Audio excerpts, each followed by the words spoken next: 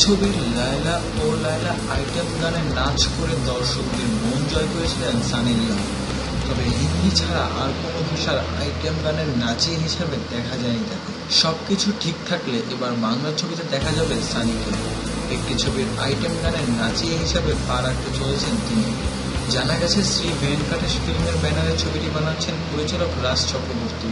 সানি লিওনকে প্রযোজক সংস্থার পক্ষ থেকে আইটেম গানে নাচার জন্য প্রস্তাব দেওয়া হয়েছে, রাজিও হয়েছেন তিনি। তবে ছবিটির নাম বা কবে থেকে শুটিং শুরু হবে তা জানা যায়নি এখনো। অঙ্কুশ, নুসরাত ও যিশু সেনগুপ্তর মতো বড় বড় তারকারা ছবিটিতে অভিনয় করছেন। গুরুত্বপূর্ণ চরিত্রে দেখা যেতে পারে সৌমিত্র চট্টোপাধ্যায়কেও।